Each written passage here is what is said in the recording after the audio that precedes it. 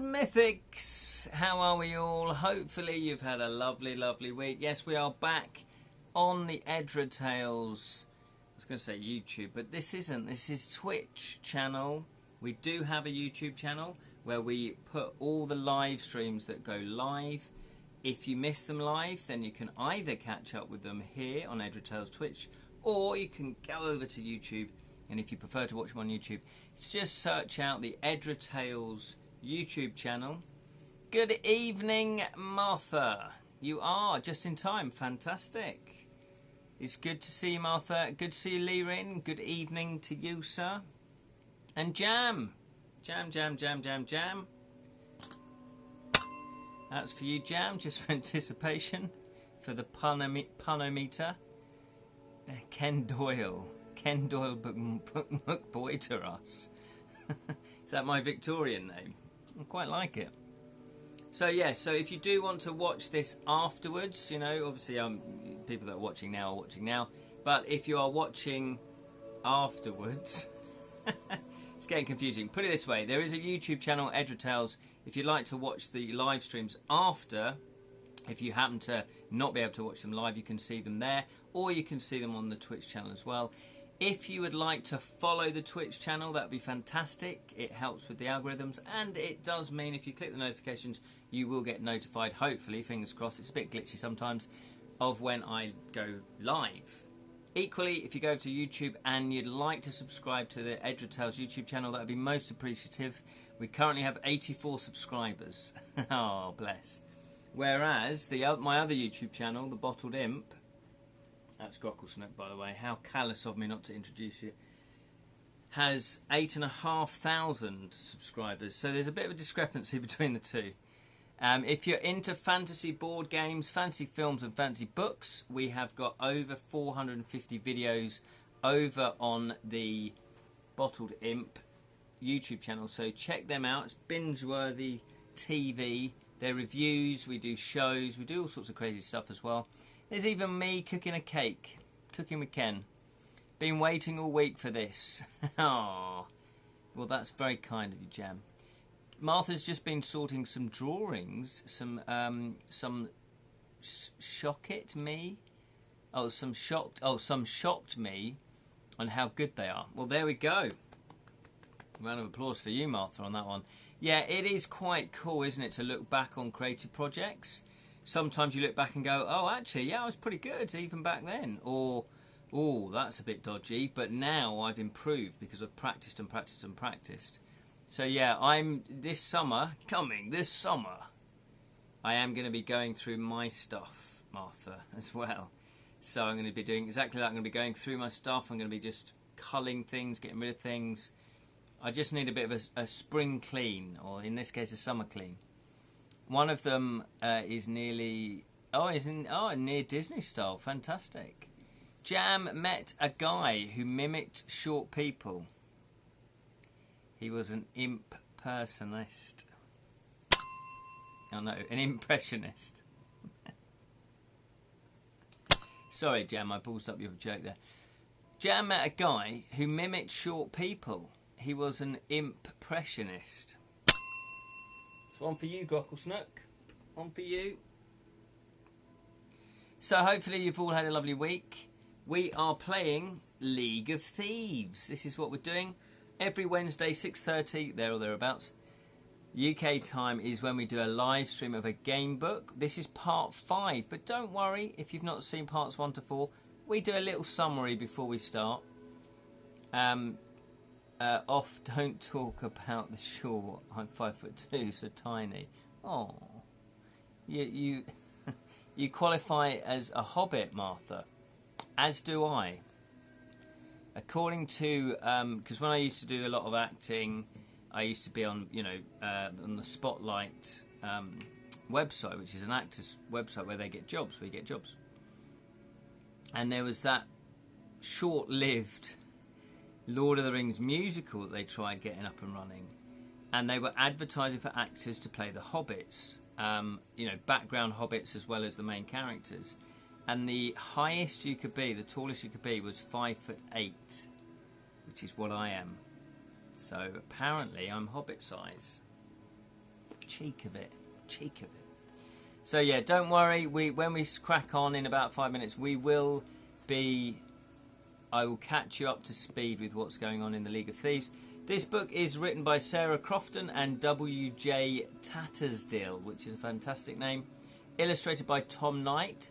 I believe it's the third book in the series. They're all standalone, so you can actually watch other. You can read the other books out of order. You don't have to read them in order. This is the third book. It's the third book that we've played as well. I believe there is a fourth book called Goblin's Revenge. And these are the Osborne Adventure game books. If you're interested in these, you can buy them off Amazon. That's where I got them. Obviously, you can check them out in your local bookshop as well. Liren's put it, for a bloke born in the 80s, 168 centimetres precisely. He's practically an Oompa Loompa too. Thanks. Although I reject your 168 centimetre measurement. It's 5'8". I'm only doing feet and inches. Jamper, okay, here we go. I woke last night and saw a thief in my bedroom looking for money. So I got up and helped. Just got that. Very good, very good. So, that is the game book that we are doing tonight. This is part 5. We are pretty close to finishing it, I think. We might probably finish it this evening. I do appreciate that this is the England-Netherlands game tonight at 8 o'clock, so we'll cut it short, as in we won't go over 8 o'clock, so we'll probably finish about 5:02.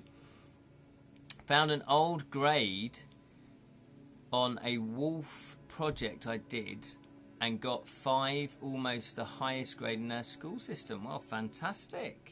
You love wolves, don't you, Martha? So that doesn't surprise me. Well done. Yeah, that is awesome.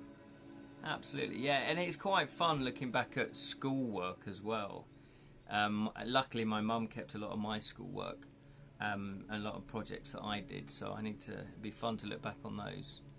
Maybe even put some up on Facebook. Who knows? I've got loads of time on my hands, he says. So, I'll do a few quick plugs. Some of you know already of Magic and Monkeys. Of Magic and Monkeys is my latest novel.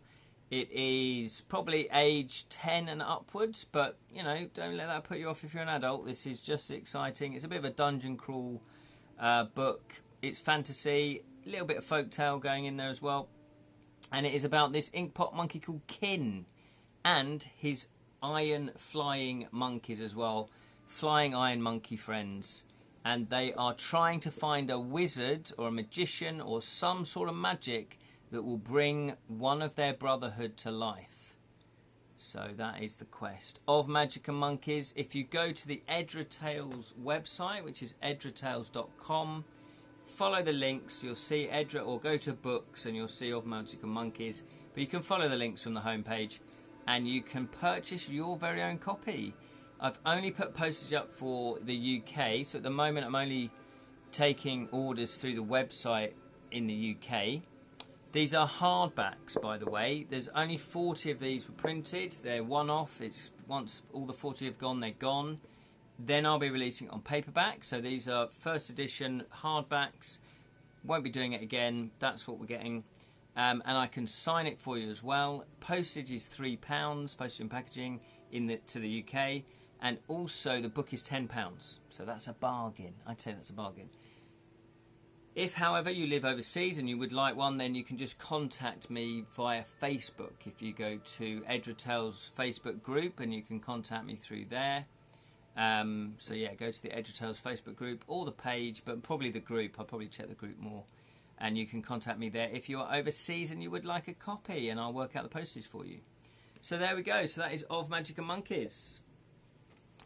Yes, I do love them and have been 1 metre from one. Only kept one. All my other school books are getting burned. Oh, wow. Okay. Yeah. Why not? So you've been really close up to a wolf. That's impressive. I don't think I've been that close. Not to a wolf. That's amazing. And the other thing I'm going to plug just before we crack on is The Crooked Crown. This is a game that I co-designed. There's my little name. And Kedrick Winks is my co-designer. very good friend of mine. He's an amazing game designer. He's got about 5 or 6 games published, so this is my first one. He's kind of my gaming mentor. I'm kind of learning a lot from working with him about designing games, so it's a privilege to work with him. Such a lovely guy as well. I'm very good friends with him now, so that's fantastic. Steal the crown, win the game. It's a fun little game. It's it's 3 to 6 players. It's ages 8+. Takes about 20-25 minutes to play. It's fun. There's no downtime on your go, really. It's just you lay a card and you do its effect. It's a lot of fun. There's only one crooked crown. Whoever has the crooked crown at the end of the game wins the game. It runs over 8 rounds. It's very fast, very fun. And then normally what happens is whenever someone reveals, yeah, I've got the crown and I win, someone goes, well, who had it to begin with? Was it you? And they go, yeah, I had it first. And then he took it off of me. And then she took it off of him. But then I thought she kept hold of it. But apparently he took it off of him. And then he had it hit. So it's a game where you're trying to follow where the crooked crown goes. It's a game of bluff, a game of sabotage. And it's a lot of fun. So there you go. So if you want to check it out, you can buy it from Amazon. And you can buy it, I believe, worldwide, possibly. But definitely in the UK, you can buy it. Amazon UK, it's £15. If you've got Amazon Prime, then it's free delivery. If you are in America or Canada, I'm pretty sure it's on the USA Amazon, and I think it's either $15 or $18. Or if you want to, you can order it directly from the publisher. If you're in the UK, it's Cheatwell, and if you're in America or Canada, it's Outset Media. However, you probably will have to pay postage on top of that, so probably best to get it through Amazon, I guess. There we go, and we're hoping also to get it into shops as well. So you might find it in your local gaming shop, you might find it in your local Barnes & Noble. I'm not 100% sure, I haven't had an update yet on how well they're doing with that. But I know both companies have sales teams that they do sell into shops. So hopefully we can get it to WH Smith's, and we can get it to Waterstones. It'll be really exciting. Maybe seeing that in Waterstones would be amazing. Anyway, there you go. Check it out, The Crooked Crown. I have also done a Crooked Crown how to play video. So if you're a bit unsure and you is it the game for me, go to Edra Tales YouTube channel, and it's literally the latest video that I've done, and you can just watch through. It's 10 minutes video. You can watch through, see if it's the game for you. I explain how to play it, and then hopefully you will love it. What else we got here? Jam has put, I knew a man who was a werewolf. He lived in a warehouse. I am resisting the urge to do the I used to be a werewolf but I'm alright now joke. So I'm glad I resisted that. Anyway, should we crack on? League of Thieves. League of Thieves. Let's get all the accoutrements out. We need the dice tower for chucking dice. We need the selected talisman dice for luck. Although a lot of you hate these dice because I do seem to roll quite badly. It's not me, it's not the dice, it's just the luck of the draw. Then we've got our logbook, or our log sheet, no, they call it a logbook, with all our notes on. And, this is probably more important as well, this is all the page numbers that we've been to. We've got quite a lot of items, we've got notes. We play a thief, so if you've not watched this before, we play a thief. We're part of the Thieves Guild. We need crisps. Hey, we do need crisps. And we have, what have we got? Oh my giddy aunt, we're only on 2 health, by the way, guys. We've got 2 life points, so we're at critical. We need to get some life somehow. Stealth, we're on 5 stealth, so we're not bad with stealth. 6 agility, that's pretty good. Lock picking, though, we're amazing. We are on 12 lock picking, so that is amazing. We also have a Fate Guards badge. We have a Jade Falcon with the number 221 written on it. We've got Dahl's notebook. Dahl is the leader of the Thieves Guild. We've got a silver pocket watch. We've got a rose medallion. We've got a brass letter G, which says -10 to entry were on, turn to new entry. So that hasn't come up yet. We've got a pressed daisy. Oh, bless. Don't know what that's for yet. Crystal key. Who knows what that's for? We jumped from a derelict... Oh, no, yeah, we're going to jump from a derelict bridge, okay, when we get into the castle. But I think we've already done that. We've got a pottery cat, Violet, don't quite understand that, but anyway, maybe the cat's called Violet. Then we've got an invisibility potion. How about that? We have a signal flare as well, so that's good. Mr. Stevens, Sweet Violet, oh okay, and the Architect, they are thieves that have helped us.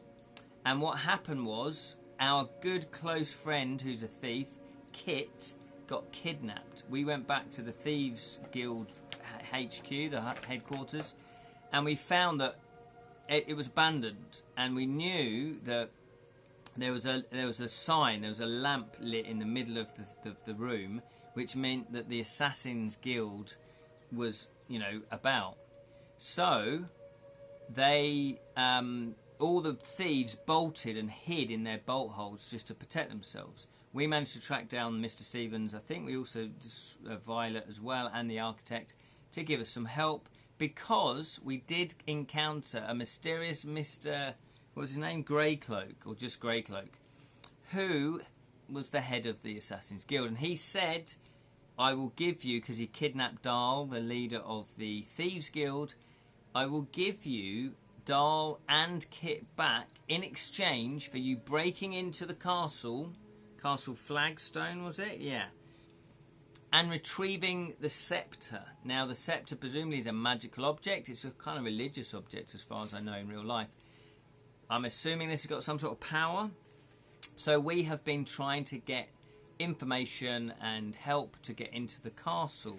Now, across our adventures, we did bump into... Who was it? I don't think I wrote her name down. There was somebody that we bumped into last week who said, no, I'm stopping you. That was it. She kept firing crossbows at us. Or firing her crossbow at us. Saying, we're going to stop you from breaking in. You can't steal the scepter, because we realised she wanted to steal the scepter. Now, we don't really know who she is, but we did manage to overpower her. So we have, as far as I know, let's have a look. I think we've just broken into the castle. We've managed to swing from the bridge over onto the castle grounds. So I don't think we're in the castle yet, if my memory serves. If there's anything that I've forgotten, please type it there so people can catch up. Who sent us on a long rain days? Thank you so much. Oh, right. Did she? Did we have to get wet? What happened then? 252. Let me look at the previous one. 252. Yeah, with a satisfying clunk, the lock gives way. Oh, okay. We managed to pick the gate then. Trusting the river's roar. Okay, yeah. Oh, that was it. We went in. It said, ahead of you, the tunnel forks. I think we're sort of in the sewers. Forks into two directions. An arrow, beautifully engraved in the stonework, points right. Now we had information from one of the thieves that helped us to say, always go left, always go left. So we have done that. We have turned left. The dripping tunnel leads at last to a dank stone stairway. If you're right, this should take you down into the network of cellars and storage rooms beneath Flagstone Castle. The steps at the end end at a heavy portcullis. To your surprise, 3 dice are hovering between the bars. Cool. Bars of the gate. You study them, careful not to touch anything. Although they are large and glowing faintly, in every other way they look exactly like normal dice. A dice lock. You can't help but smile. The thieves in the rookery play a lot of dice games on rainy nights, and Tall Sam used to make puzzles like this for you to practice when you were small. Remember, he used to say, the 2 numbers on opposite sides of a dice always add up to 7. With his words echoing in your mind, you stare at the portcullis and think. So we do have an image puzzle, an illustrative puzzle. So if you go to the Edra Tales Facebook group, click on the media tab, click on albums and click on League of Thieves.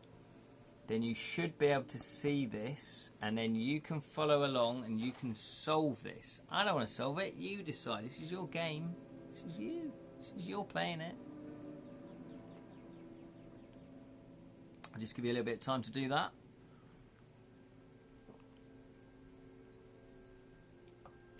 Okay, then it says here, look at the picture on the opposite page. Okay, so we're going to look at the gate. It's a lovely illustration. You know the trick to these locks well. You must rotate the first dice upwards twice, the second downwards twice, and the last dice left until the total of all three dice, all three, adds up to 8. When you've found the correct 3-digit combination, turn to that entry. So, the first one is 6, the second one is 3, and the last one is 2. So I'm going to get a dice. Let's get a talisman dice. So the first one is 6. So it said you must rotate the first dice upwards twice. So that goes 1, 2. So that's a 1. There you go. That's confirmed. Jam has put 1, 4, 3. So it's a 1. Then start at 3. The second dice downwards twice. So here we go. 6, 4. That confirms what Jam has put. And then it says, oh well, the other one has to be 3 then, doesn't it? And the last die left. There you go, and it's just left because it's already. Oh no, hang on, left. Oh, left, right? No, left. Left would be that way. No, left would be. Left would be that way. Oh, they've got this wrong. Oh no, it depends how you hold it. Yeah, that depends. Depends how they've got it. These dice are. That's interesting because the pips aren't in the corners, whereas the pips on these dice are in the corners. I wonder if that's a thing. Okay, so I've got a dice like that. Yeah, 1, 3, 1, 4, 3. Yeah, it has to be 3 anyway because it adds up to 8, doesn't it? So if you turn it left, it's 3. But if it was that way, turn it left, it's 4. So that's not a very good one. Anyway, but it has to add up to 8, so it has to be 3. So 1, 4, 3, that's what we're going for. Jam and Martha and also myself, we worked it out like that. 1, 4, 3. There we go. You guys are smart, aren't you? As the last dice clicks into place, there's a grinding sound somewhere inside the stone walls, and the portcullis slides up into the ceiling. Cautiously, you step through. You're inside the castle at last. Add either 1 stealth or 1 agility point. Just drop in and say hello. Hello, Sally. Hello. So what would you like to do? We've got 1 agility or 1 stealth to add. We've got stealth 5, we've got agility 6. What would you like to add that to? Type which one you want to add it to. Oh, I see. Martha's gone for the lower one. Yeah, stealth. Ken's behaving. Thanks. Thanks, Jam. It's good to know that you would rat me out if I wasn't. Sally's just gone in there. Boulder's Brass, stealth. Glad to hear it. Yeah. Well, Sally, I've actually paid them to say that. So there we go. So let's go for stealth then. It makes sense. So we are now on 6 stealth. That's not bad stats then. 6 stealth, 6 agility, and 12 lockpicking. Oh. I don't think there's going to be many locks that we can't pick. The part of the castle beyond is clean and dry, and you know, and you must now be right underneath Lord Flagg's manor. Corridors stretch off in every direction, each lined with dozens of doors, and worryingly, is full of people. You stop and stare. You aren't surprised to see servants in a castle like these, but these servants are floating just above the floor, and they glow with an odd light. Ghosts. Dozens of ghosts. More than you've seen in your whole life. Carrying, cleaning and cooking. If you have a pressed daisy. We have a pressed daisy. I read that out. If you can read that. We do have a pressed daisy. This is a heist film after all. Yeah, we have to be. We have to all be Gollum and Bilbo. Yeah, thief-like. Nasty hobbitses. So you look at that. I wondered if the pressed daisy would come into play, and it has. Hopefully in a good way. Why would a pressed daisy help us with ghosts? That's an interesting conundrum. Oh yes, wasn't that? Yes, the flower power. Didn't the guy in the graveyard, the ghost in the graveyard, gave us a flower? I'm pretty sure. Your thoughts turn back to the ghost of the old man you met in the graveyard this morning, and you pull the little daisy out of your pack. It's lost a few petals from being pressed in your notebook, but it still looks cheerful. You've always been taught that ghosts do not harm. Only those with a kind purpose choose to stay on after death to finish their final task. So, you step out into the corridor and stop a passing ghost in a footman's uniform. "Excuse me," you ask. "Can you help me find the way to Dragon Tower?" I don't know why I've suddenly made us posh. The ghost looks surprised, but he doesn't raise the alarm. Instead, he answers your question. "It's through the spice cellar," he says. I can't tell you the way, but," he lowers his voice, "I will say you'll do well to avoid the cat." He gives you a smile and then drifts on down the corridor. So we've got a bit of a tidbit.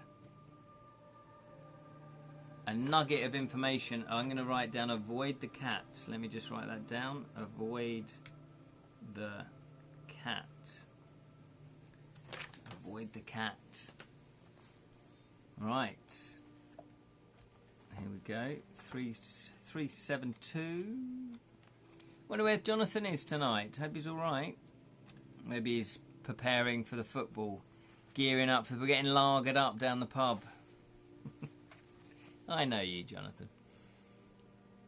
Meow. A soft cough next to your ear makes you whirl around, and you find yourself face to face with a stern-looking ghost in an old-fashioned dress. "Good evening," she says.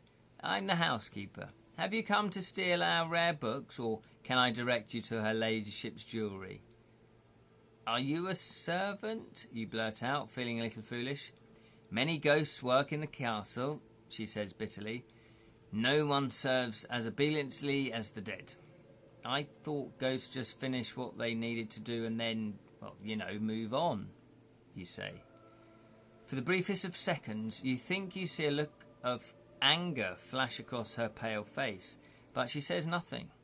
There's something strange going on here, but right now you don't have time to figure it out. You have to get the scepter. "Which door do I need to go through to get to the Dragon's Tower?" you ask. The housekeeper fixes you with a keen look, and her mouth works for a moment as though attempting to form words. Eventually she gestures towards a long corridor with many doorways. "I can't tell you," she says at last. Then a gleam comes into her eyes. "But I'm allowed to offer you food." You start to tell her you're not hungry, but she cuts you off. "It's been too long since you ate. You must eat before you go," she says. Oh, if you understand what the ghost is trying to tell you, turn to the right number. Have a look, read that top sentence. What number do you think it is? Can you read that? Leave her into her. An Alice in Wonderland reference to the Cheshire Cat, perchance? Oh, it could be. Cats, as a rule, nice. Oh, cats are, as a rule, nice, though. Anyways, yeah, cats are. Anybody figured that out? Come on, it's pretty obvious. Yeah, there we go. 284. Exactly. Well done, Martha. It's been too long since you ate. You must eat before you go, she says. Right, so we're going to go to 284. Clever little twist there. Not seen that clue before, I don't think. Maybe Jonathan's done it in one of his books.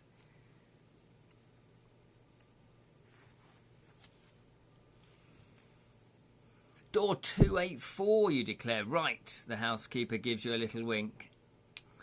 I couldn't possibly say, she mutters, then drifts away. You find... What do we find? Agility coming up. You find door 284 and fling it open to reveal a long corridor leading to an old cellar.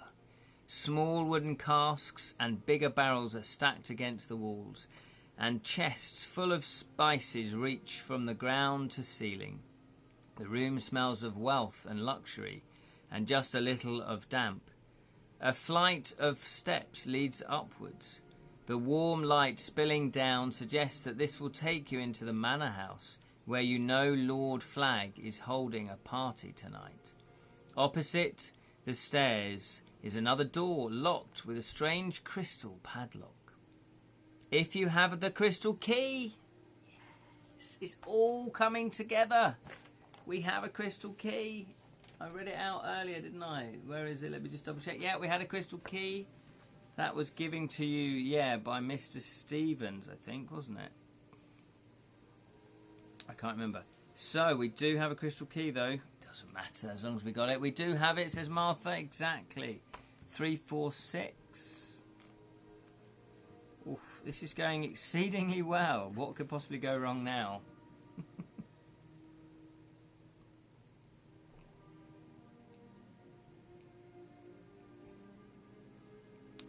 It's nice. Nice bit of honeyed tea. Agility. Not agility, but honeyed tea. The key you took from Mr. Stevens fits perfectly into the padlock. It turns easily, but as soon as the lock opens, it shatters into tiny, glittering pieces. The door swings open and you slip inside. Does that mean no one's gone in there until us? The room beyond is small and empty. A flight of steps leads upwards in the direction you need, and you hear strange, low meowing noises coming from up there. A big wooden cupboard in the corner catches your eye. Delete the crystal key from your log. Okay, so we can't have that anymore. Let's cross out the crystal key. Okay, it says to open the cupboard. What would you like to do then? Would you like to open the cupboard? Type open, or would you like to head straight up the stairs? Type stairs. What would you like to do? Open the cupboard? Type open, or would you like to head straight up for the stairs? So Martha, have you gone for the stairs? You don't want to open the cupboard? Leerin wants to open the cupboard. Martha, no, sorry, Jam just thinks that, you know what? I'm cool, I don't need to know what's in the cupboard. It's probably just old jam and honey. It's where they keep their preserves.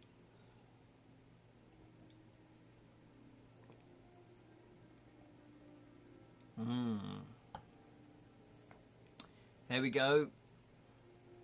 Okay, looks like we're just going to ignore the cupboard. We're going to go up the stairs. I'm kind of curious now. Okay, to go up going up the stairs. I guess you don't want anything that could derail us. Anything to jump out at us and attack us.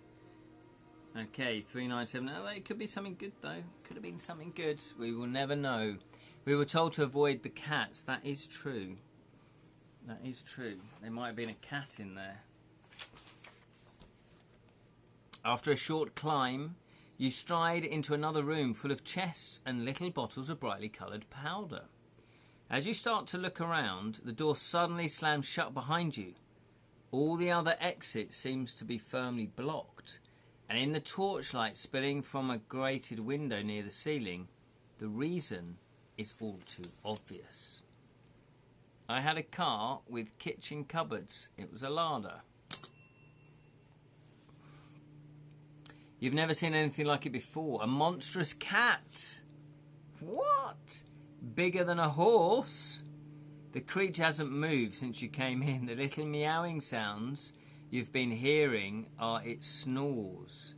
With every breath, its lips curl back, revealing huge fangs as sharp as deadly as its massive claws. Yeah. If you are carrying a silk scarf, I don't think we've got a silk scarf, have we?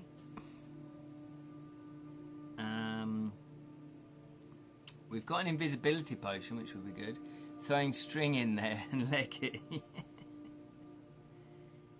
Oh, we didn't get silk scarf, did we? I've not written that down. We've got there's nothing. We've got a pottery cat. Would that sort of throw it off? Invisibility potion. We got a signal flare. Poof, fire one of those in its face. Poof. That might have been in the cupboard. Oh, it might have been. Pinch it. They like catnip. Yeah, Martha, you're right. It could have been. Let's. Oh, we've only got one life, remember. Right, here we go. 28. This might not end well. Or it might end. If you're quiet enough, you're pretty sure you can slip past the terrible creature and climb out of the window, which looks like it should take you right into the courtyard beneath the Dragon Tower. To creep to the window, right then. Oh, hang on.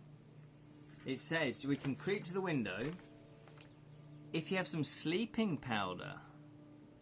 Oh, we've used the sleeping powder. Can I change my vote now? It's a little bit late now, Martha, but that's fine. That's fine. We did have sleeping powder, but it did say to cross off the sleeping powder. Or, so the choices are, do you want to creep to the window? Type creep. We use some of it, not all of it. Jam. I've crossed it off, so I'm sure it said to cross it off. So if you want to creep to the window, type creep. If you want to throw caution to the wind and try attacking this huge beast, type attack. What would you like to do? Powder, cats have super hearing. So, well, what are we going to do then, guys? Are we going to creep past and climb up to the window, try and get to the window? Or are we going to attack? Yeah, I don't think attacking is probably the best thing to do. Both Martha and Jam would like to sneak.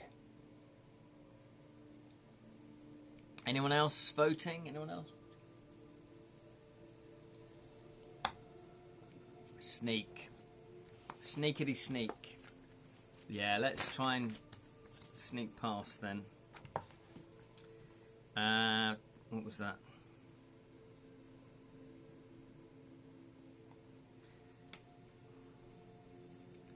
$373. Put a cucumber next to it. Yeah, they freak out, don't they? Listen to nice old ladies who have decades of spectral experience. Yeah, she did warn us, didn't she? But we didn't know it was in there. We didn't know. I'm not sure what the silk scarf would have done, though. What would the silk scarf have done? Maybe it would have played with the scarf rather than us. You creep around the edge of the room with your back to the wall. Your attention is divided between the slumbering beast and the shards of human bone scattered about the floor. Oh, yeah, distract it. Okay, we're going to roll 1 dice and add your stealth level. Oof, this is going to be harsh. If the total is 11 or higher, I think we have to get 11 or higher. So, I'm going to let you guys decide. Do you want the talisman dice? One of the talisman dice, or do you want one of the fighting fantasy dices? What do you want? You decide what dice you want. Type talisman if you want talisman, or FF if you want fighting fantasy. Jam's gone for talisman. Lyrian's gone for FF, the old fighting fantasy. Martha's also gone for Fighting Fantasy. Fighting Fantasy it is then. Fighting Fantasy it is. Okay. So I'm just going to pick one at random. Right. We are on 6. So we need a 5, don't we? 5 or a 6. That is a big ask. We can do it though. We can do it. Let's get a 6. Where's the 6? Oh, that's the 6. That's the 6. Come on, we can do it. We can do it. 6, 6, 6, 6.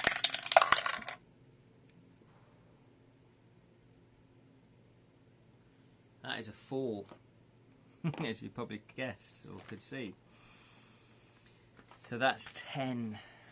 1 out. 1 out. Okay. If it is 10 or lower, 302. I'm going to keep my finger in the page here. We did not see it. Do it again. That's a 6. 2 dots dropped off. You lot. What's happened to you lot?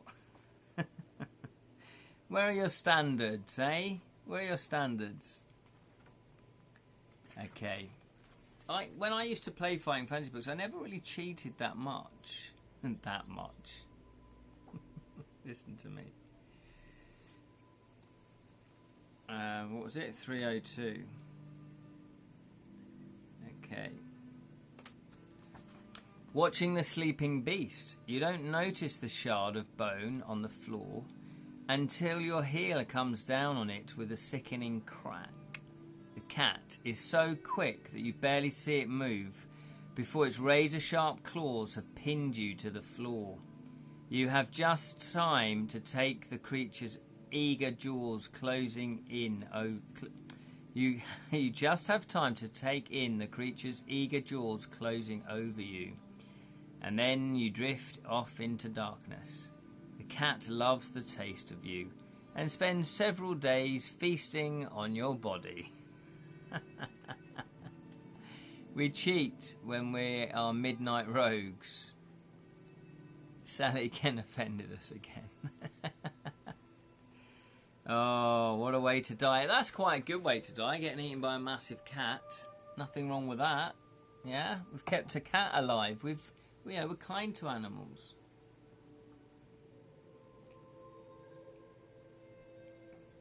Yes, come on, let's have the win, please. Well, I'll tell you what we'll do. Because we've still got time, yeah. Why don't we just magically go back in time? Okay, so...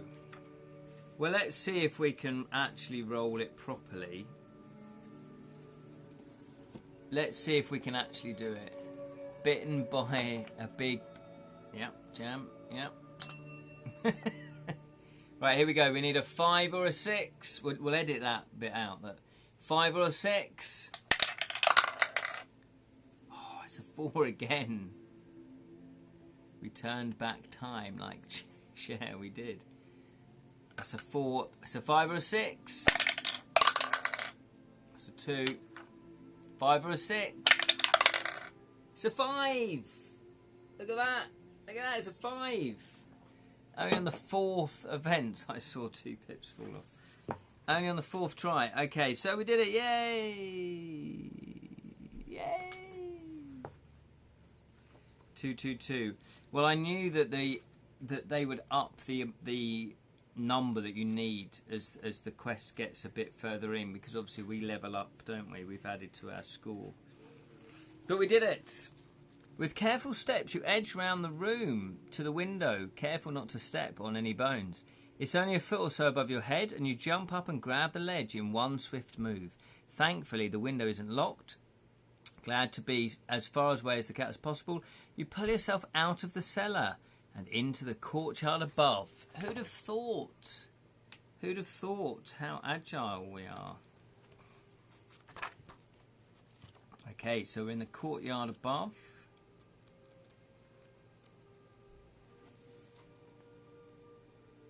Heart pounding, you sneak through the little courtyard that separates the manor house from the dragon tower. You're so close. The tower door is made of old wood that doesn't even budge when you push against it. On the door, big brass letters spell out Morrowstone's faithful servants, the Flagg family.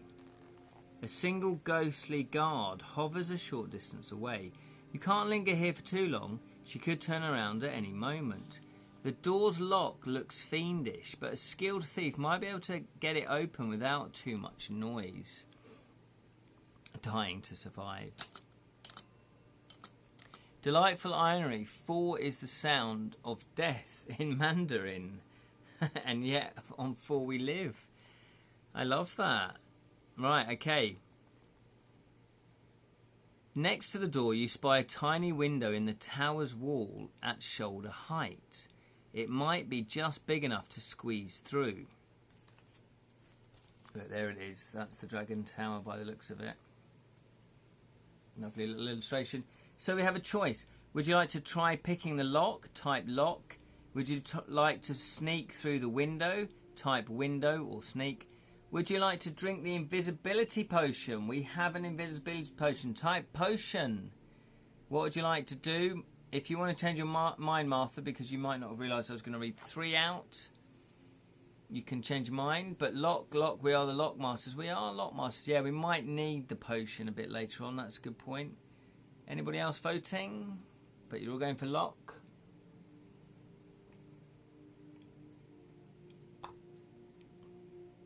Anyone else? Okay, looks like, yeah, we are the masters. We're on 12. I mean, I'm not sure there's many locks that we can't pick. Okay, we're going to go for lock. 312. Is it a sheer lock? Oh, Jam. Come on, mate. Very good. Right, here we go then. 312.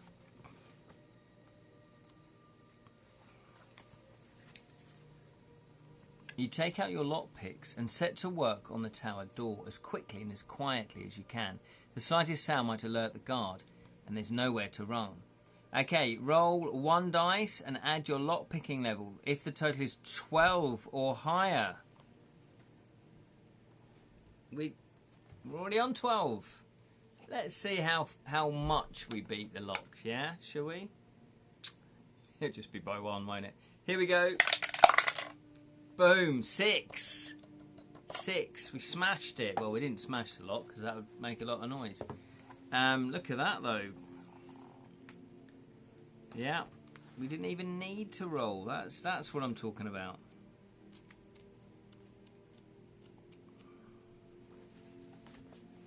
The lock is tough, but your fingers never falter, and soon the door slips soundlessly open. Here we go then, you mutter as you gently close the door behind you and step into the waiting darkness of the Dragon Tower. Add 1 ability point to the skill of your choice. So we get another ability point. What would you like? We cracked it. Certainly did. That wasn't a pun, but you got the bell anyway.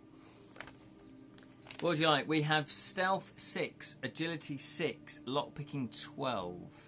What would you like to put it on? Stealth, if it's stealth, right. Agility, if it's agility. Or lockpicking, if you want lockpicking. We're very good with lockpicking, so maybe we don't need that one. But agility 6, stealth 6, what would be good?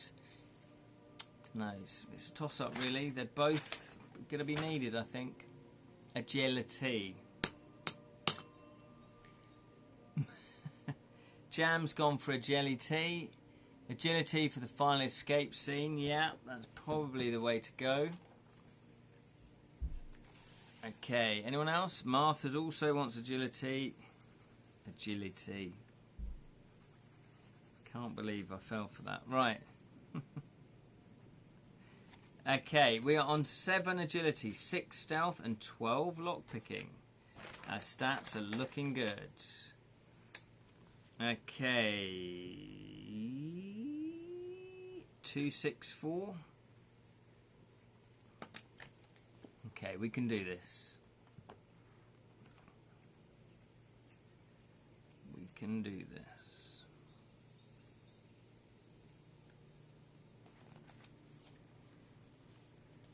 It's dark in the tower, and the only sound is a distant dripping. It's clear that people don't come here very often.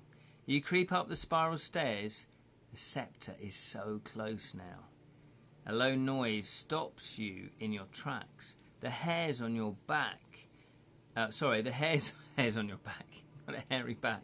The hairs on the back of your neck stand on end as an eerie green light begins to glow ahead. Before you have time to back away, a huge man lurches straight through the wall. He wears hunting furs, a heavy gold necklace, and a jagged crown.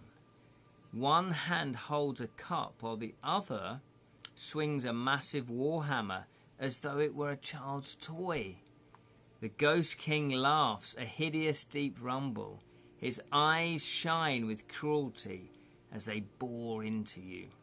"Have you wandered from the feast, peasant?" he booms. "Or have you come to celebrate me again? Few can resist the powerful legend of King Flag." He laughs again and bursts into bellowing song. Jagged, a crooked crown perchance. Yeah, absolutely. There it is. There it is. There's the crooked crown. Oh, okay, yeah. He bursts into a bellowing song. "Of all the kings who ever ruled in wealthy Morrowstone, there's one whose legend beats the rest, just one who stands alone. The crown looks proud and dignified upon his regal brow. Before him lords and peasants both." The ghost points directly to you, and you realise he expects you to sing the next line. Oh, okay. What will you sing? Did we have a song? Did we have songs? Have we come across a song? We have a multiple choice. If you can remember hearing this before,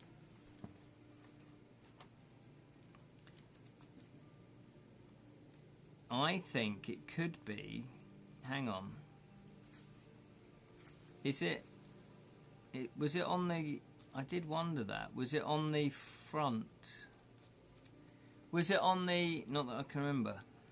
Or was it, though? Was it on the front of the tower itself? You know, when we lockpicked it? Was it there? Just going to try and flick through.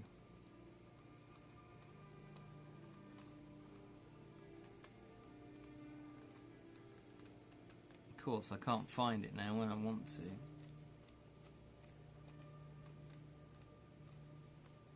Right, hang on. Let's just go back a bit.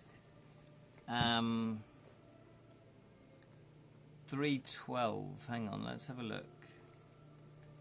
I'm pretty sure there was... Not 312, 1057.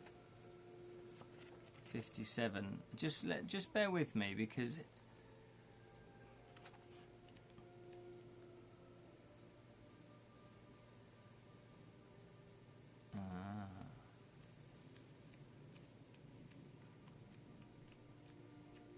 I'm sure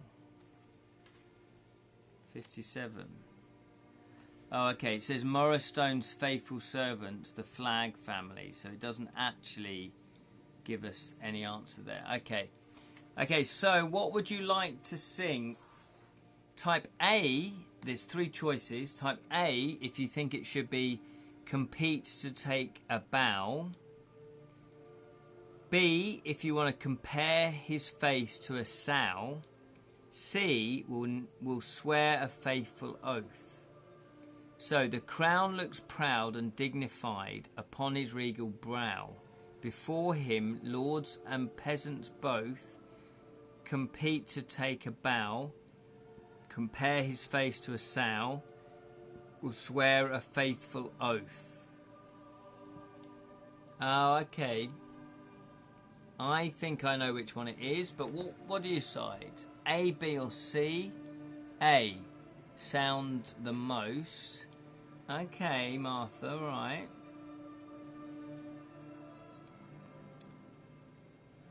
completes to take a bow. So you've both gone for A.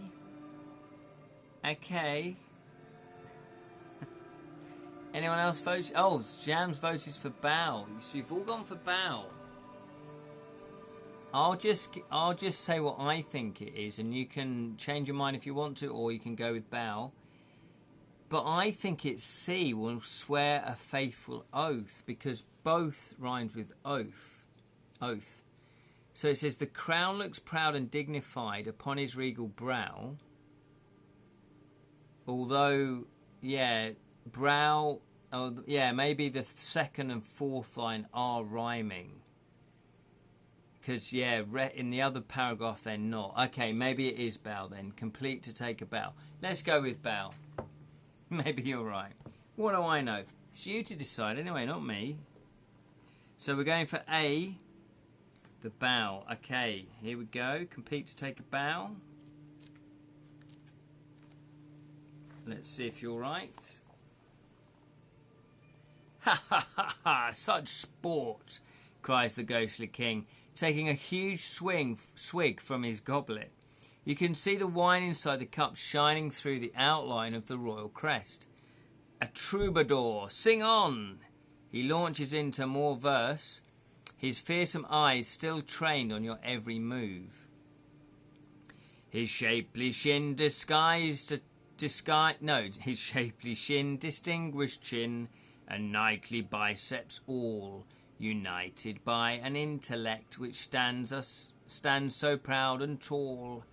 Yes, brains and looks and noble blood, and, though I hate to brag, there'll never be another king. A, as great as King Flag, as B, as perfect as King Flag, C, as boastful as King Flag. He brags so much, so you want to go for boastful, do you?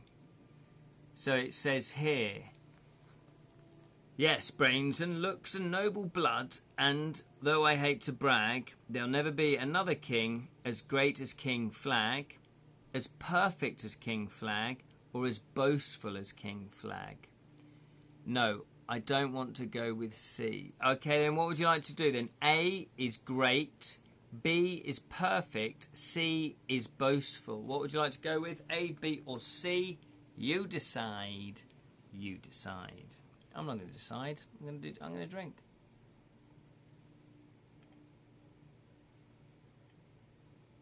Okay, Libra and Martha have both gone for perfect. What is Jam going to go for? Perfect. Because of the cat connections. Best not to insult invulnerable enemies till we have the magic weapon. That is true. I personally would go for A, as great as King Flag. But you've gone for B, 103. Here we go then, 103. Quite right.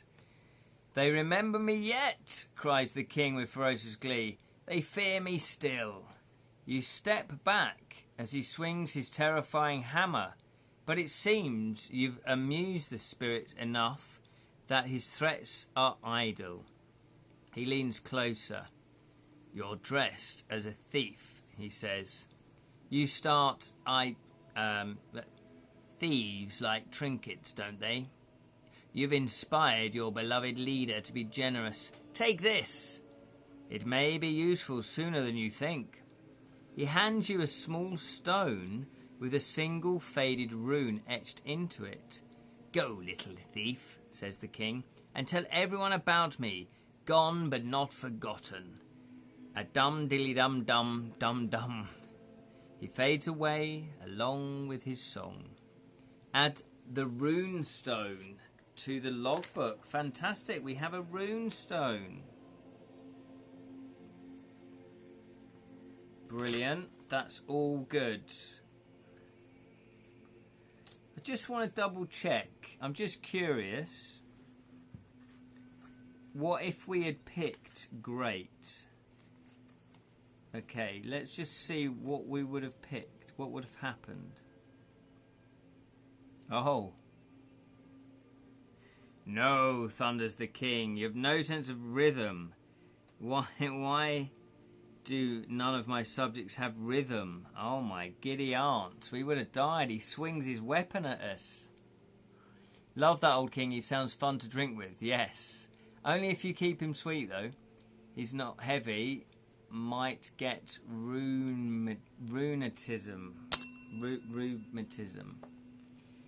So, you were absolutely spot on. Perfect was the answer. There we go. 164. What do I know, huh? What do I know about rhyming?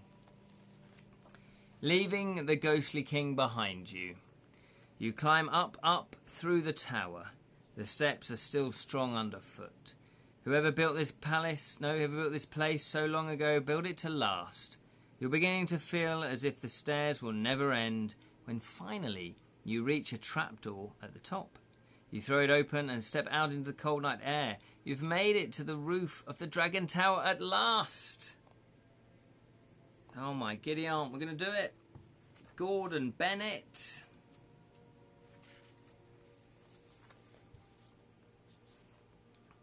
Standing among the gargoyles on the top of the Dragon Tower, you gaze over the rooftops of Morrowstone. 2 days ago, you'd have laughed at anyone who said you could make it to this point alive. Now, here you are. The thrill of being up here cuts through even the enormous danger you're in. And, after all, the danger is nearly at an end. On top of the tower stands the Scepter Room. Its door directly before you. Only the door stands between you and the end of your quest. You lean gently against one of the gargoyles and draw in a deep, satisfied breath. If you have a rune stone, yes, we do have a rune stone. We've just got it off of the king. Oh, what could possibly go wrong? Nothing. Surely nothing. But you never know with these game books. Your heart skips a beat. Oh, your heart skips a beat as you feel a jerking movement behind you. A gargoyle you're leaning on is coming to life. Panic-stricken, you leap away. Around the battlement, all 5 gargoyles lurch around to face you. Hang on. Whoops. Let me just double check I've read the right one, simply because we have the runestone. I thought that was meant to be a good thing. But maybe we would need it to defeat the gargoyles. Maybe that's what it is. Yeah, if you have a runestone. Yeah, I'm reading the right one. You wonder frantically how you can fight creatures made of rock. But just as they begin to close in on you, you feel a vibrating coming from your pocket. Here we go. The gargoyles look down. They obviously sense it too, and they howl in pain as you pull out the runestone. Golden light bursts from it, filling your eyes, and when it fades, the runestone is gone, and the gargoyles are back in their perches, turned, at least for now, back into statues. Delete runestone from your logbook. Wow. So if we hadn't have had that, we might have had to fight them. Or, worse still, that might have been the end of the quest. 3, 5, 6. We're getting so close. Safe from the gargoyles. You allow yourself one long look out over the city. You'll probably never get to see it from this high up again. The moon peeps out from among the dark clouds and briefly glistens over the higgledy-piggledy roofs, bathing in the pockets of silver. On one small turret, a purple light flashes through the darkness. You think of all the lives out there, sleeping merchants, shivering beggars, feasting sailors, and prowling thieves. Ready to finish the job that's brought you all this way, you step slowly through the wooden door of the Scepter Room. It's much plainer than you'd expect, with just one lock. Roll 1 dice and add your lock picking if the total is 10 or higher. 10 or higher? Ha! We're already on 12. Did someone say my name? What was that to? Okay, here we go. How much did we lockpick it? We're on 16. 10 above the requirement. Oh, yeah. Don't say I don't roll good dice there. So, if it's told it's 10 or higher, here we go. 394. Okay. As soon as you step inside, you understand why this place is called the Dragon Tower. Uh-oh. A huge image of a fire-breathing serpent curls round and round the room, and the ground is covered in colourful tiles forming its tail. There's no sign of any treasure, but a huge man in a long brown coat stands with his back to you, studying the dragon's head. You'd recognise the shaggy black hair anywhere. Dal, you cry, rushing towards him. He doesn't turn around. You reach out to get his attention, but your fingers pass straight through his arm. At last he turns, and you stare in horror at the eerie glow of his familiar face. Dal Farron is a ghost. Dal Farron is dead. Good to see you, little eagle, he says sadly. Dal, what happened? You gasp, unable to believe what you're seeing. They came to the rookery, he says, shoving his hands into his ghostly pockets of his coat in a painfully familiar way. Don't know who they were. I got everyone else out, but they carried me away to the castle. Tried to get away from them in the courtyard. He shakes his head. Foolish plan. They killed me before I was halfway to the gate. You aren't sure if you're asking why he's in the Dragon Tower, or why he's stuck around in the land of the living. He answers both questions together. We lost our boss. What the heck? I know, Martha, I know. Oh, you said Silver, and that's my Twitch name. Oh, sorry. There we go. So let's find out then what happened. Couldn't leave while you three were still out on a job, could I? He smiles. Funny thing, though.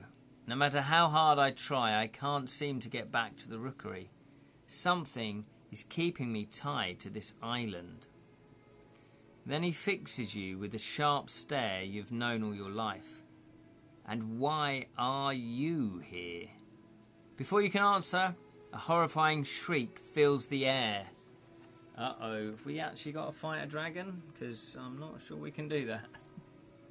Now I'm sad. I'm actually crying. Oh, Martha. Big hugs. He's all right. He's fine. He's fine. He's a ghost now. His time was ready. He's crossed over. But we can rescue him. He's stuck in the Dragon Tower, but we can get him home, hopefully. The shrieking sound gets louder and higher.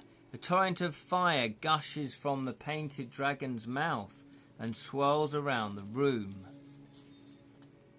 In a dazzling blast of heat and light, beside you, Dal clamps his hands over your ears. The sound is still deafening, though it's freezing through his freezing fingers. Just when you think you can't take it anymore, the sound stops, and the fire gathers together into a glowing shape with evil black eyes and long smoking claws. You are face to face with a fire demon. If you are carrying the Jin vase, I don't think we are we? I didn't write that down, so I don't think we are. We've got a pottery cat. No, we've not got that. Okay, so it looks like we're going to have to... We are. No, we're not, Martha. I had hoped we'd rescued her. I know. So did I. That was what I thought was going to happen. I don't think we have it, Martha. Come on. We've got to play fair. 268. 268. Here we go then. As the fire demon rushes towards you, you stagger back, helpless. Can you fight a creature made of smoke and flames? My ex was crying the other day, and she asked me to console her, so I smacked her with my Xbox. That's terrible, Jam. Get back, Dahl yells. He throws himself at the creature, a silvery glow shimmering around his outstretched hands. To your amazement, the fire demon flinches backwards. You and Dahl must fight the fire demon together. You cannot injure it, but you can distract it by dodging to and fro. Every time you win a round, Dahl manages to glide in and hurt the monster. So delete the same number of combat points as usual. Okay, here we go then. We've got 5 rounds. 5 rounds. And we have to... he does 3 damage. 3 damage. So yeah, what we're going for? We're going for 7, which means we would hit it... we need 4 points of damage. So we're going for 7. 2 dice, 7 and above will get us 1 point of damage. If we predict 9 and above, we'll get 3 points of damage. 5 rounds, hope they're cheese and pickle. Here we go then. Get one of those. 7. We're going for 7. We were going for 7. 7. 7 it is then. We can do it. Let's get 12. Yes, bosh. So that's 1 point off. So it's 4 rounds to get 3 points. What are we going for? We're going for 7 again. Oh, Martha's feeling a bit feisty. Going for 9. Anyone else going for 9, or are you both going for 7? Anyone else voting? You vote 9. Okay, let's see. Okay, Jan wants to go for 7, but 9 is the majority. So we're going for 9. We got to revenge Dahl. We certainly do. Oh, look at that. Bosh, 11. So that was it. 3. We did it. We did it. Nicely done. If you win, yeah, 213.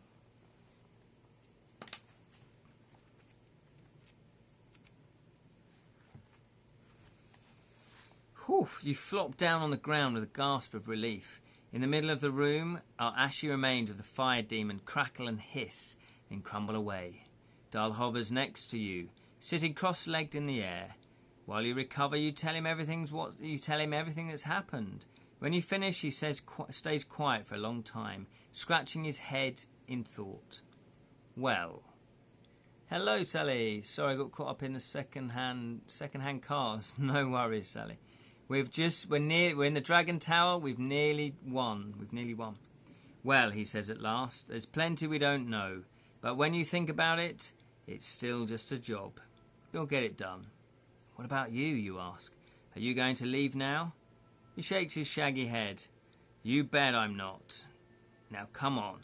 His eyes twinkle. Let's start finding this scepter, and then we'll see about finding Kit.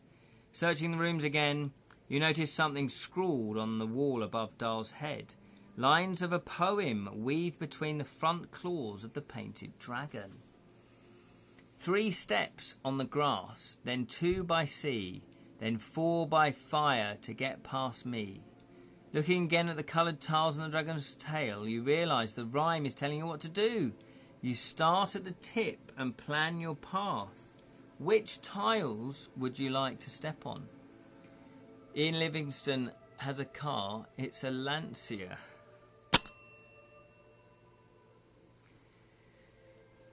That's the name of the world, isn't it, Jam, that he created with Steve Jackson, I believe. Yeah, that's pretty good, actually. You must have made that up just now. So it says 3 steps on the grass, 2 by the sea, then 4 by fire to get past me. So do you want to do 3 green tiles, 3 red tiles, then 3 blue tiles? Or do you want to do 3 blue tiles, 2 red tiles and 4 green tiles? Or do you want to do 3 green tiles, 2 blue tiles and 4 red tiles? Do you want to do A, B or C? A, B or C. Atlantis is a northwest medieval continent. Oh, okay. Didn't realise there was more. Is there a photo of the Dragon album? No, there's not. There's no... This is just a wordplay. Any reptiles? Oh, very good, Jam. To be honest, I think it's B, because it says 3... Sorry, I think it's C. Because it says 3 steps on the grass, which is green. 2 by the sea. Sea is blue. and then 4 red tiles, and that's fire. So I'm going to override you because I can read this. Hearing it, you might not have worked it out properly. So I'm going to override you guys for the first time ever because you're wrong. You watch, I'm going to be wrong now, aren't I? Yes, it is the illustration of a dragon in Edra Tales. Change your vote to Ken's. There we go. 408. I'm pretty sure I'm right because I can see it written down. That's kind of maybe slightly easier. 408. Oof.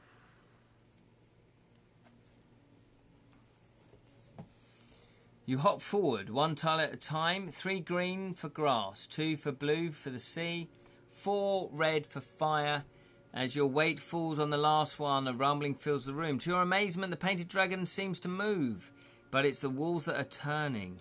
And when they stop, an alcove opens in the stones to reveal a glittering silver scepter. Yes. You've found it. You're about to reach out and take it when Dahl grabs your arm. He points upwards and you see a second alcove with another scepter. Then a third opens to your left and a fourth to the right. More little gaps appear in the walls, each one holding an equally beautiful scepter. I did not have some bad dice. Dahl breaks a little laugh. Well, I never. That's what the riddle meant. Seeing your confused look, he explains. The League's been chasing rumours of Flagg's cursed treasure for years, but we never knew what it was. If only I had my notes. His regret turns to delight when you hand him his battered old notebook, and he skims through it until he finds the page he needs. Squares, ovals, here it is, he says. Then he reads aloud. Fewer triangles than the one to the right, more ovals than the one to the left. As many squares as semicircles. Take care, one controls the dead, the rest are death themselves. So yes, Martha, you are right. There is a dragon picture. This is the dragon picture now.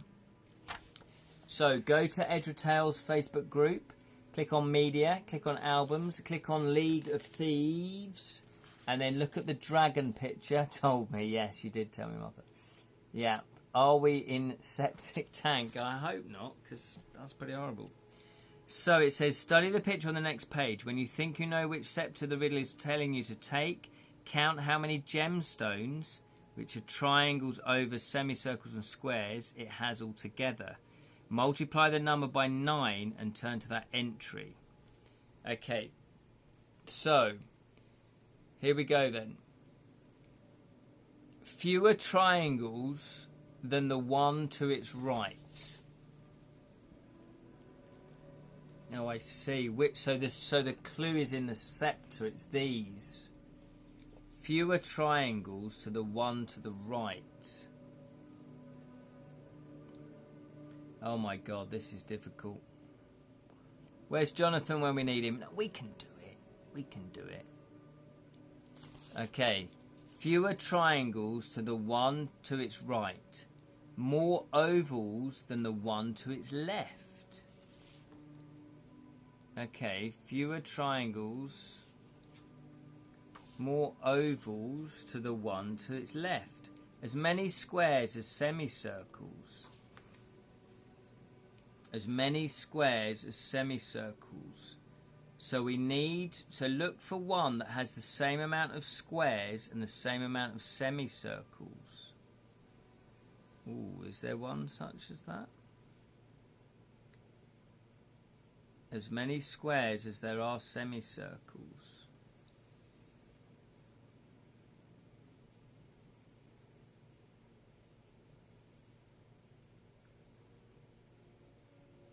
I can't see any like that. Oh. Oh, no. Has anyone got it yet? Anyone got it? Is it this one? Is it this one up here?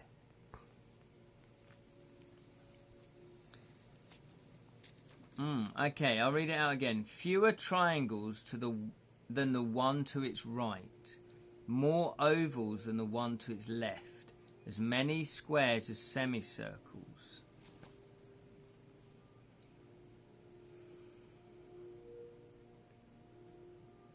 As many squares, because that to me is the unique feature then, isn't it? So it says here, fewer triangles than the one to the right, which is there. And it says more ovals than the one to the left, so it can't be that one. Fewer triangles, yeah, to the one to its left. So more ovals is that one. As many squares as there are semicircles. Okay, so it can't be that one. So, fewer triangles than the one to its right. Okay, so it's that one. That's 1, 2, 3, that's fine. Then it says more ovals to the one to the left, which that is. And then it says as many squares as semicircles. Okay, well that one fits all of the criteria apart from the last one. Look at the second one to my left, so you're right. This one. This one, Martha.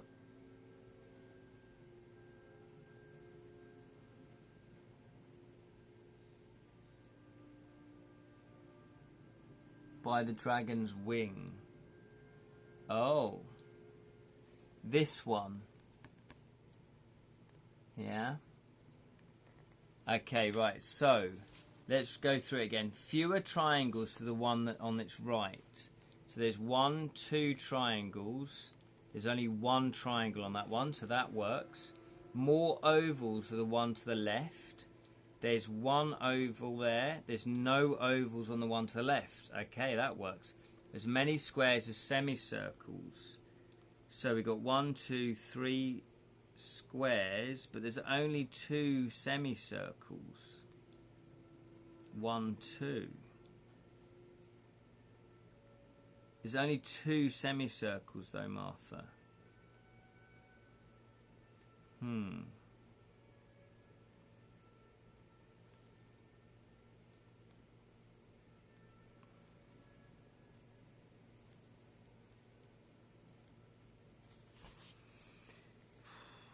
Okay, so well, let's try that one then. Count how many gemstones it has altogether. Multiply that number by 9 and turn to entry. So it'd be 1, 2, 3, 4, 5, 6, 7. 7. There are 3. Look at the bottom on the scepter. Oh, okay. Is that a semicircle? It's not really. It doesn't look like a regular semicircle, but I take your point. So that will be 7. 1, 2, 3, 4, 5, 6, 7. 7 times 9 is what? 7 9s are 56. No, they're not. They're 63. 63. Thank you. Yeah. 63.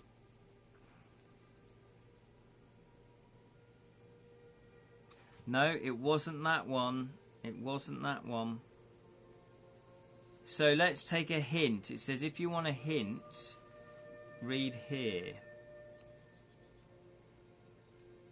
Let's do a hint because we haven't quite got it. Dahl scratches his head. You can always expect a bit of trickery from anyone who hides their treasure with a riddle, he grumbles, pointing at the page. I suppose they hoped we wouldn't remember that 0 is a number 2. Oh, deduct 1 ability point of their choice. Yeah, I did wonder that. As many squares as semicircles. I did wonder that. I thought, well, look, that hasn't got any squares or any semicircles, so that could be that one. So, let's go back to that then.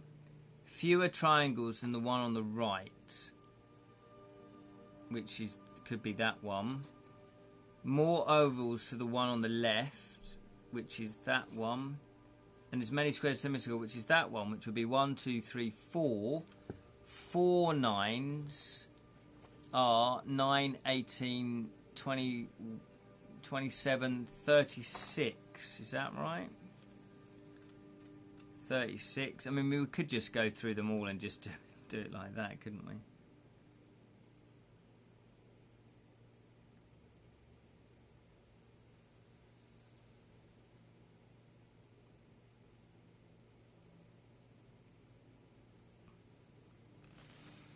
Okay. I think it is deduct one of the most perfect lockpicking. Yeah, let's do that then. So we're on 11 lockpicking. Okay, I think I did it. 36. 36. It's this one, you say with confidence. You reach out and grasp the scepter. It's lighter than you expected. Nothing terrible happens, which you take as a good sign. Add 1 ability point to your lowest level ability. If it's a tie, you can choose which point you gain. Okay, so the lowest level, which is stealth. So we got stealth and agility, both on 7. Lockpicking is 11. Then it says here, what else? Dahl is still studying the riddle. Controls the dead, he murmurs. Is that why I'm trapped here? You look down at the scepter in your hand, and a prickle of fear runs through you. Is this what Strike was talking about? Does it have some kind of dark power? Is this the reason the castle is full of ghosts? Does Lord Flagg know about this? You wonder aloud. Of course I do, says a cold voice from the door. I just didn't know how to get my hands on it. Thank you so much for your help. You whirl around and see the man who attacked you in the rookery. Grey Cloak, you growl. Lord Flagg, says Dahl at the same time. Turn to 267. Shoot, I know, yeah. Oh no, we've been tricked. We've been tricked. Grey Cloak chuckles and throws back his hood, and you see the face is kept hidden in the rookery. You've seen it before. No coins, on coins, on stamps, on posters. It was Lord Flagg, the ruler of Morrisstone, who hired you to break into his own tower. I apologise for the deception, he says, not sounding sorry at all, but it was the only way to get my scepter. Don't give it to him, cries Dahl. You look down at the treasure in your hand and wonder if it's really as powerful as Dahl fears. Strike certainly seemed to think so. What will Flagg do if you give it to him?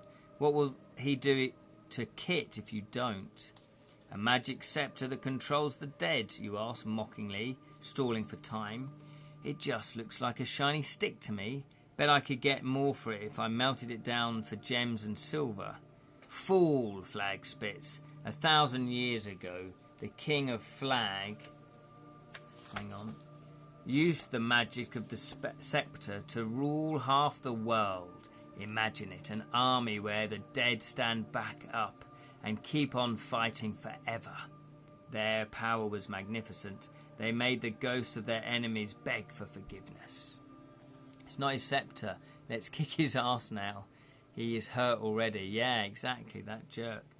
History has never been your favourite subject, but you've never heard any of this. Lord Flagg's attention is focused hungrily on the sceptre in your hands. Perhaps if you can keep him talking, you'll find a chance to escape. So how did it end up here, you ask? Flagg sneers. My ancestors grew soft and weak. They traded glory for comfort. In the end, my great-grandfather decided the sceptre was evil and hid it away with his puzzles and traps. He was a coward. If your grandfather thought it so bad, why didn't he just destroy it? Asked Dahl. And give up his servants? Snort Flaggs. No. He cast one last spell before hiding the sceptre. Everyone who dies on this island stays here as a ghost, bound to their place. Nobody who works here can ever leave. Servants go on serving. Guards go on guarding. And filthy little sneak thieves go on stealing, I should imagine. At his last words, the door and walls behind him shimmer, and 4 guards drift in, their ghostly eyes glittering and cold. These gentlemen have guarded the Dragon Tower for a century, says Flagg coolly. I couldn't stop them from dragging you away, even if I wanted to, which I don't. The guards surge forward. 2 grab Dahl, while the others come for you. A numbness prickles through you as they reach towards you. You try and run. Roll 1 die and add it to your agility level. Let's kick his ass now. Here we go then. We got a 5. That is fantastic. We're on agility 7, so that is 12. If it is 12 or higher, fantastic. Here we go. 12 or higher. Before the guards can grab you, you spring past them and dart through the door. You race down the narrow spiral stairs, stumbling several times but never falling, until you finally burst out into the courtyard and find yourself surrounded by a dozen more ghostly guards with stern faces. You skid to a halt, sceptre still clutched tightly to your chest. Oh my Gideon, what are we doing then? What's going on? 353. We are so close. We're so close. Let's kick his ass. There we go. A moment later, Dahl is dragged out behind you. Lord Flagg follows, still with a mocking sneer. Surely you're not ready just to leave, he says. I haven't even shared my last surprise. Aren't you wondering how I got into your hideout or set up that little test in the museum? None of my thieves would ever betray us, growls Dahl. You must have found one of our secret doors. I think it's time for another reunion, Flagg interrupts. Step forward, my loyal friend. A solid living guard steps out from among the ghosts. He tugs off his helmet, and you're astonished to see Kit's freckled face. What the heck, Kit? Exactly. No! Dahl cries. Flagg pats Kim's arm fondly. A clever fellow and such a fine actor. Now, let's test that sceptre and make sure you really have found the right one. Kit and Mr. Farron here. Hang on. Kit, send Mr. Farron here to the servants' hall where he belongs. Kit steps towards you and you stare at him in disbelief. He holds out his hand for the sceptre. Okay, what would you like to do then? Would you like to hand over the sceptre without a fight? Or would you like to try and use the sceptre's magic yourself before Kit can reach you? Type fight. Oh no, sorry. Type hand if you want to hand it over. Or type magic if you want to use it. What would you like to do? That joke. We need to kill them both. I think you're right, Ron. Oh no, they've just scored, have they? Damn. Oh well, there's no point in watching the football. No, come on. We've got to keep the faith. Yes, let's use the magic. Let's use the magic. Oh God, yeah, we are. When 8 minutes past. Well, I thought, well, we're so close. Wait a second now. There's a thief saying if you want to fool your enemies, you must fool your friends first. Oh, very wise. Okay, 4:11. Hang on. I think what I might have to do... What's my battery? How's my battery doing? Okay, I think it's 46 minutes. We're all right. 4:11. Come on, we're nearly going to do it. We're going to do it. This must be it, surely. This must be it. Kit may be a double agent or triple. Yeah, it might be. I think it's a double, though. You search your friend's freckled face for any sign that he is some kind of trick. Sure that he'll wink or smile or say he's really on your side. But he doesn't. Running through everything you've heard over the past few minutes, you try to work out the best course of action. If Flagg is right and you've solved the riddle correctly, you're currently holding a very powerful magical object that can control ghosts. This may be your only chance to use it. But what should you do? If you order the ghost guards to leave you alone, you and Dole might be able to beat Flagg before he can summon any other help. Or you realise you can use the sceptre on Dahl and send him back to the rockery where you know he'll be safe and free from the terrible castle. What would you like to do then? Use the sceptre to protect Dahl, type protect, or use it on the ghost guards, type ghosts. What would you like to do, or guards? What would you like to do? What would you like to do? I'm just a little bit worried, actually, that we're going to run out. I'm going to run out of battery on my phone. Let me just plug it in over here.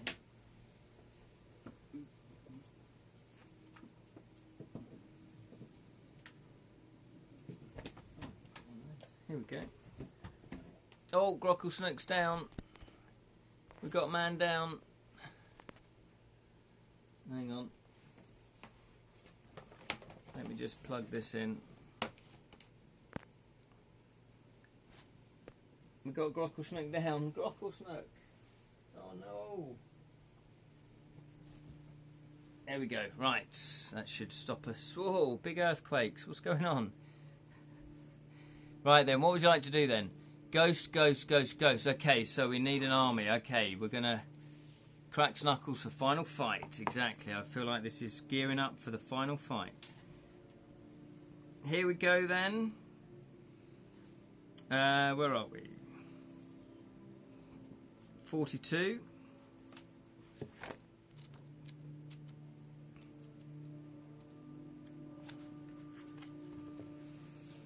Raising the scepter, you turn to face the ghost guards. I command you, you begin, but you aren't fast enough. Kit is on you before you can finish the sentence. He knocks you to the ground, driving the air from your lungs. Oh no. What is going on? Kit, what are you playing at, mate? Don't do this, you plead. Kit won't look you in the eye. He wrenches the scepter from your hand and points it at Dahl. Get to the kitchens, old man, he mutters. No sooner has he said the words than Dahl begins to fade, staring at Kit with deep sadness etched on his craggy face. Lord Flagg smiles in triumph. What's with the scepter, he says. I'll be able to control ghosts anywhere in Morrowstone. Anywhere in the world. You lunge at Kit with a howl of rage, but the guards swoop in and a horrible chill numbs your whole body as they lift you and carry you away. Dahl's notebook falls from the top of your bag where you stashed it after solving the riddle, but you can't even move your hands to catch it. It lands at Kit's feet. You watch as he kicks it away and walks back to Lord Flagg. So it says here, delete. Oh no, we've lost Dahl's notebook. We've lost his notebook. Did we need it anymore? I'm not so sure. 273. 273. The cell where the ghosts leave you is cold and damp. Let's say, come on, go back in time. We need a happy ending. Oh. Well, it still might be happy, but just might be a longer way round. You hope Dahl is all right and try not to think about Kit at all. Instead, you puzzle over the mystery of the scepter. If you could trap ghosts as castle servants forever, maybe Lord Flagg will now be able to make any ghost do anything he wants. You think of all the spirits you've seen floating around Morrowstone, finishing a final task before vanishing in peace. What would the city be like if all those spirits are forced instead to work for Lord Flagg forever? You have to stop him. Outside you can hear the turnkey, who guards the cells, whistling an old tune as he glides up and down. Here we go then. If you have a fake guard's badge. Giant cat. We do have a fake guard's badge. It's one of the first items. One of the first items that we actually had. It's finally going to pay off. The turnkey took everything you were carrying before you, but throwing you in the cell, almost everything. Patting your pockets, you find a badge you picked up in the museum still in a pocket of your cloak. You wait until he comes back on the round cells, then you call out to him in the most commanding voice you can muster. You, come here. Let me out at once. The ghost drifts a little closer to see what you're waving, and he stares back in surprise when he recognises the badge. You give him your most superior smile. This was a test, you tell him, and it looks like as though you may have passed it. Well done. Now let me out. Just for a moment he hesitates, There's no way he's going to fall for this, you think. But to your astonishment, he nods and unlocks the gate. Yes, Captain. He bows so low his silver hair passes through your feet. You stride past him without a backward glance. Look at that, Martha. We're all right, everybody. We're on the back. Don't worry, but this is fine. It's all part of the plan. I thought we were so close as well. That's why I've kept playing. Outside your cell, you grab your things from the bench where the guard left them, relieved to find everything is still there. Back in the courtyard, the night-light rain has turned into a steady downpour. Even with your hood and cloak, you're soon drenched through.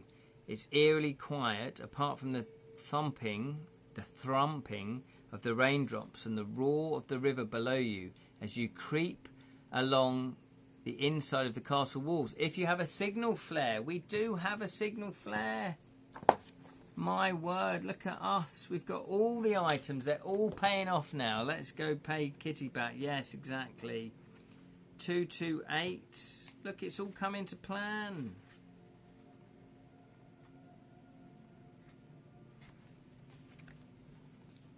Once you're far enough away from the cell, you decide it's time to summon help. Climbing swiftly up the castle wall, you throw the sparkling flare into the night sky and then drop down in the shadow of the ramparts to wait for Leon. The quiet here is almost peaceful, broken only by distant noises of the party in the manor house. As you wait, you spot something gleaming in the gutter. Somebody has dropped a health potion. You can use this any time except during combat to restore 4 life points. Should we drink it now? I think we need to drink it now because we are actually only on 2. We've been very lucky. So let's drink it now. So we're on 6. Yes, Martha, let's have it now. Eventually, your straining ears pick up a quiet splash of oars in the river far below. You look over out at the water and see a small boat. There's no mistaking Leon's spiky-haired silhouette as she rows forward into the riverbank. Here we go then. Come on. God, I didn't realise that there was this much. Otherwise I would have gone into another part next week. However, Leon rows to the wall and you pull her up with her rope. And then you both try and ask and answer 100 questions at once. Isdal, can you believe? And you, poor Kit, she says after you told her what you've seen. Lord Flagg must have threatened him with something terrible or promised him something he couldn't resist. You're surprised she's not angrier, but then she didn't see Kit in the uniform, ready to force Dahl to do his bidding. She does agree that you need to get the scepter back, though. Do you have a plan, she asks. The beginning of one, you say. You're thinking about those others, fake scepters, and how you might be useful after all. If it's going to work, I need to get back into the Dragon Tower first. Anything else might want to know why on earth you'd go back there, but Leon just nods. I'll sneak into the party and keep an eye on Flagg, she says. When I'm in place in the ballroom, I'll hoot like an owl 3 times so you know I'm there. WD Kane? I hate Kit so much I want to make him pay some... Yeah, exactly. Are you sure you'll be safe, you ask? Of course not, she snorts, but I've always wanted to go undercover as a fine lady. She slips away through the rain towards the manor. Make a note of the signal Leon would give in the ballroom. Okay, so Leon signal 3 owl hoots. Okay, 30. Are we gonna... Maybe we should carry this on next week. What do you think? Because I thought we were nearly finished. Do you want to carry on now, or should we just call it a night there? What do you want to do? Because there's probably loads that we still have to do. What a twist. I know, next week. Yeah, I was going to say... Because we probably might still have at least half an hour's worth of game book to play. What a twist, indeed, what a twist. So there we are. So we've got a plan. At least we've got a plan. We are out of jail. We've now recruited Leanne to help us. She's going to hoot 3 times as the signal. And then we are going off to get the scepter. We're going to go back to the scepter. I don't know why, presumably to swap it. We're going to swap the scepters. So he'll have a fake one while we have the real one. We give a hoot. There we go. Next thief time. Next thief channel. There we are. Thank you so much for watching. And I do appreciate it. We have gone... we've gone 15 minutes over. We've gone into the football. So I do apologise. Maybe you had it on in the background. And also, thank you so much for watching. It's been a blast. It's been a hoot. We'll be back next... Wednesday. We're back next Wednesday, 6:30 p.m. UK time, where we will continue. The League of Thieves. The League of Thieves. I'm going to make a note. We are on 30. So there we are. Thanks, Ken. No worries. Yes, thank you, Jam. Thank you, Lirin. Thank you, Martha. Thank you, Sally. And thank you to anyone else that watched. If I've missed you off, I do apologise. And if you watch without commenting, you're more than welcome to do that. But I just won't be able to see what your name is, because it only tells me your name if you make the comment. If you do want to follow the channel, that would all help with the algorithms. That would be fantastic. And also, it does mean if you click the notifications, you will know exactly when we go live. Hopefully. It's a bit glitchy sometimes.